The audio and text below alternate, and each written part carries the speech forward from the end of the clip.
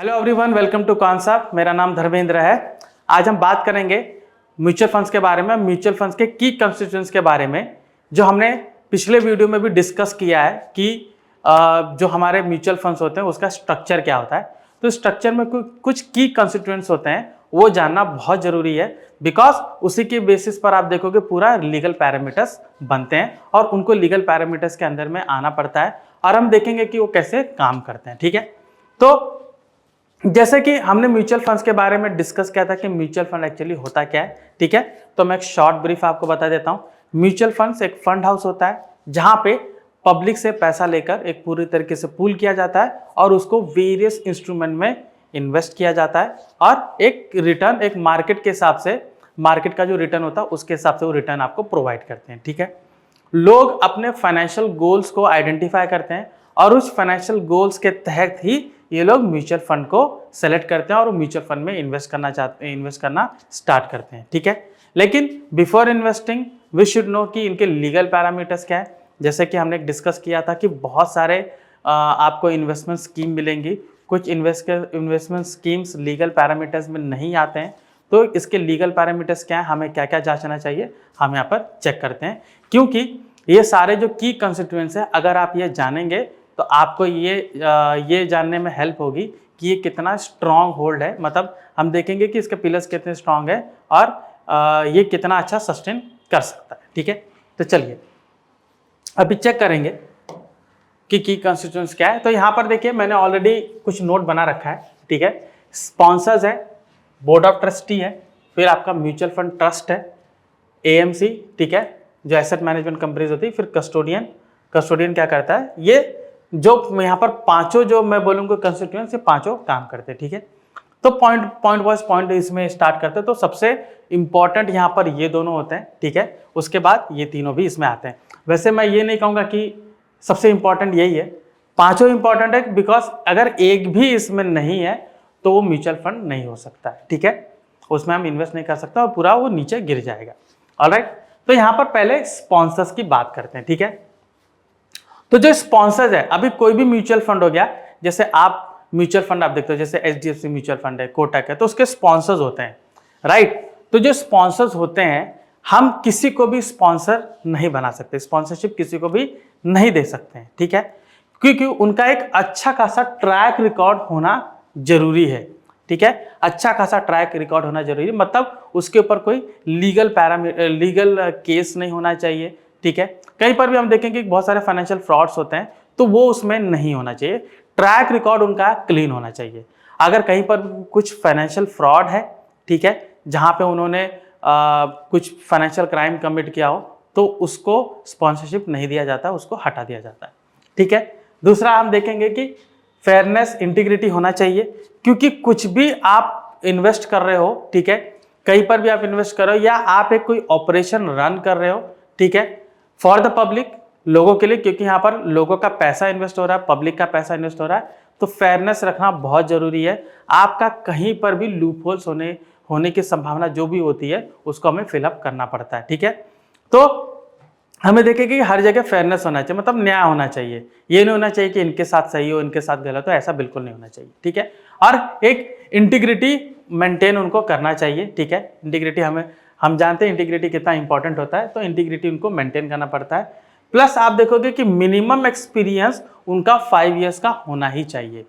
5 years से कम अगर experience रहता है तो उनको कंसिडर नहीं किया जाता है, क्योंकि स्पॉन्सरशिप आप बड़े, आप जो भी बॉडी है, ठीक है, बहुत बड़े रहते हैं, उनका अगर 5 ईयर्स का भी एग्जिस्टेंस नहीं है तो फिर कोई मतलब नहीं बनता है।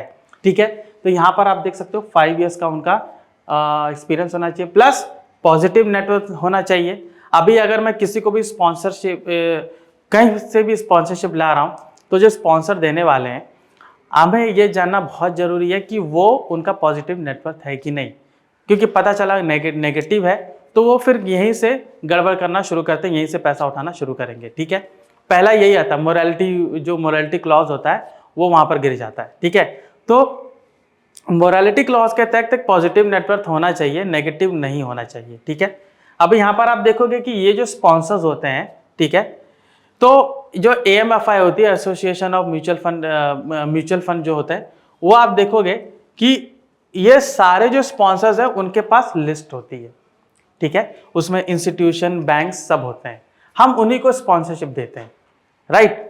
क्योंकि ये एमएफआई जो है ये उनको मेंटेन करता है, पूरा उनके पास लिस्ट होता है, ठीक है, उनको पता होता है कि कौन सा फंड है, कौन सा स्कीम है, सब चीज उनको पता होता है और वहां पर लिस्टिंग जारी रहती है। जो भी इसके पैरामीटर में नहीं आता उसको वो लोग हटा देते हैं, ठीक है। तो हमने जाना यहाँ पर स्पॉन्सर्स के बारे में। अभी आते हैं बोर्ड ऑफ ट्रस्टी, ठीक है। ऑब्वियसली जो बोर्ड ऑफ ट्रस्टी होता है जब भी हम उनको अपॉइंट करते हैं, ठीक है, क्योंकि ये ट्रस्ट जो रहता है इन्हीं का काम रहता है ऑपरेशंस का, ठीक है। ट्रस्टी का क्या क्या काम होता है यहाँ पर देखते हैं। सबसे पहला अगर कैरेक्टर की बात करूँ तो इनके पास एबिलिटी होनी चाहिए, ठीक है, रन करने के लिए, ऑलराइट। कोई भी बिजनेस रन करने के लिए एबिलिटी होना चाहिए, डिसीजन मेकिंग होना चाहिए। ये सारी चीजें अगर नहीं होती है तो फिर हम उनको ट्रस्टी नहीं बना सकते, ठीक है। सो एबिलिटी, इंटीग्रिटी, मोरालिटी, ये सारी चीजें होने चाहिए जो कि हमने स्पॉन्सरशिप में भी देखा, ठीक है। अभी अगर मैंने किसी को एज ए ट्रस्ट अपॉइंट किया, ट्रस्टी अपॉइंट किया है एक म्यूचुअल फंड का, तो वो दूसरे म्यूचुअल फंड का ट्रस्टी अपॉइंट नहीं किया जा सकता है। एट ए टाइम वो एक ही म्यूचुअल फंड का रहता है, ठीक है। दूसरा एग्रीमेंट, रिस्पॉन्सिबिलिटी, ठीक है, कुछ एग्रीमेंट्स बनते हैं, ठीक है। एग्रीमेंट मैनेजमेंट जो होता है कि यहाँ पर ये सारी चीजें करना है, ये सारी रिस्पॉन्सिबिलिटीज होती है, उनको अपनी रिस्पॉन्सिबिलिटी से खरा उतरना पड़ता है, ठीक है। ये एग्रीमेंट में पूरा मेंशन किया जाता है कि क्या क्या इनके रोल्स एंड रिस्पॉन्सिबिलिटीज होंगे, ठीक है। तो यहाँ पर इनको सामने से मालूम पड़ता है, ठीक है। अभी यहाँ पर हमने एग्रीमेंट एंड रिस्पॉन्सिबिलिटीज देखा। अभी आप देखोगे अपॉइंटमेंट, ठीक है।